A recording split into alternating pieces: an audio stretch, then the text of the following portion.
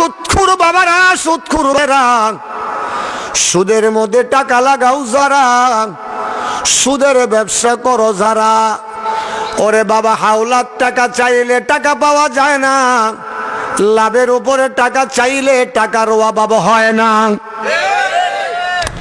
ও দুস্তরা বালা করিয়া বুঝো, একটা মাসালা বাবা বলিয়া দেই, সুদে কত বড় মারাত্মক গুনাহ, আর বাবা করজান হাসানার মধ্যে কত বড় বাবা নেকি। আমার নবী বলে, যদি কোনো মানুষকে 1000 টাকা বাবা আপনি হাওলাত দেন, কর্জ দেন, কর্জ দেন, ধার দেন, কেউ বলে হাওলাত, কেউ বলে কর্জ, কেউ বলে বাবা ধার, তিনটায় মিলে হলো একটি, যেইটা বুঝেন বাবা সেইটি। যদি বাবা 1000 টাকা কাউকে আপনি ধার দেন, সে যদি 1 মাসের কথা বলিয়া টাকাটা আপনার কাছ থেকে নেয়, ওরে বাবা 30 দিনের সময় দিয়ে আপনার কাছ থেকে 1000 টাকা ধার নিল, এই 1000 টাকা 1 মাস তার কাছে থাকাকালীন সময় প্রতিদিনে আপনার আমল নামায় 1000 টাকা করে সদকা করলে যে সওয়াব হয়, সেই পরিমাণ সওয়াব আপনার আমল নামার মধ্যে জমা হবে।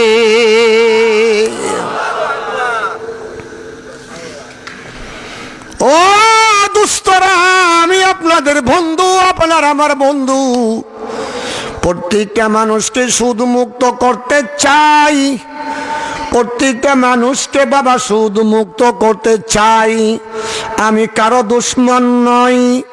যারা সুদের ব্যবসা করেন তারা যদি মনে করেন হুজুর কেন সুদের ওয়াজ করতেছে, নিশ্চয়ই কেউ আমার কথাটা বলে দিয়েছে, ভুল হবে, ভুল হবে।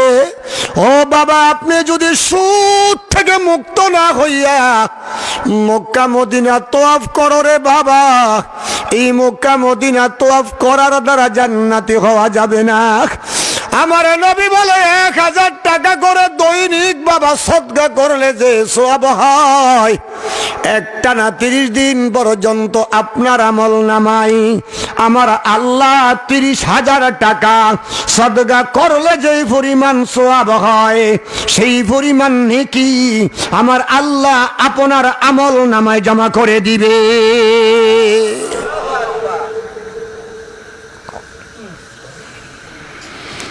এবারে যদি বাবা 1000 টাকা 1 মাস পরে দিতে পারে নাই, সে লোকটা আরো অভাবগ্রস্ত হয়ে গেল। লোকটি গিয়া সিলিন্ডার করলো, পাওনাদারের কাছে গিয়ে সিলিন্ডার করে বলতেছে, ভাই আমি আরো দরিদ্র হয়ে গেলাম, আমাকে আপনি দয়া করে আর 1 মাস সময় দেন। আমার নবী বলে, পরবর্তীতে যে 1 মাস সময় দেওয়া হলো, এই 30 দিনের ভিতরে প্রতিদিনে 2000 টাকা করে আল্লাহর রাস্তায় সদকা করলে যে সওয়াব হয়, সেই পরিমাণ সওয়াব প্রতিদিন তার আমল নামার মধ্যে জমা হয়ে যাবে। 30 দিনে 60,000 টাকা সদকা করার সওয়াব মিলে যাবে। প্রথম 30 দিনে 30,000 টাকা, পরের 30 দিনে বাবা 60,000 টাকা, আপনার 1000 টাকা টাকাই রইয়া গেল, আপনার আমল নামার মধ্যে 90,000 টাকার নেকি জমা হইয়া গেল। ও যুবকের দল, ও বাবারা বালা করিয়া বুঝো, আমার আল্লাহর বাসায় আল্লাহ বলে, যারা সুদ খাইবা, যারা সুদ দিবা, যারা সুদের লেখক সাক্ষী হইবা, কিয়ামতের ময়দানে 4 দলকে আমার আল্লাহ পাগল মাতাল অচেতন বানাইয়া, শয়তানে ধরা রোগী বানাইয়া, ভূতে ধরা রোগী বানাইয়া, জিনের আসর করনে ওয়ালা রোগী বানাইয়া, ওরে বাবা তোমার মস্তিষ্কটাকে বিগড়াইয়া আমার আল্লাহ হাসরের মাঠে তোমারে দাঁড়া করাইয়া দিব।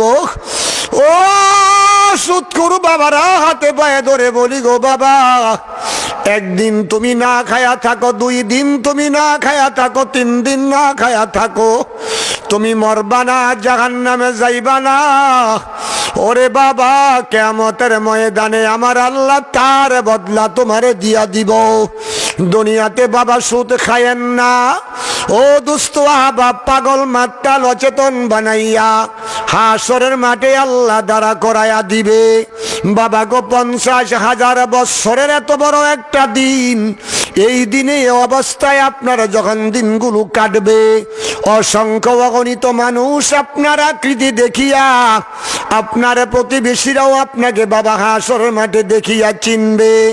তারা পরওয়ারদিগার আলমের দরবারে প্রশ্ন করবে, মাবুদ গো, এই লোক তো আমাদের সমাজের নেতৃত্ব স্থানের লোক ছিল, আমাদের সমাজের বড় নেতা ছিল, আমাদের সমাজের মেম্বার চেয়ারম্যান ছিল, আমাদের সমাজের মাতাব্বর বিচারক ছিল।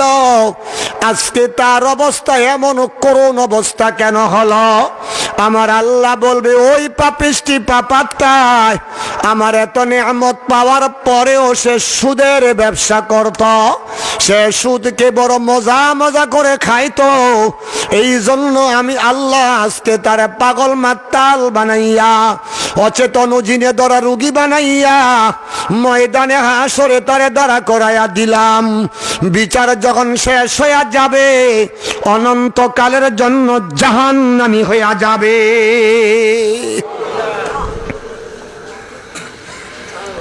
ও বাবারা,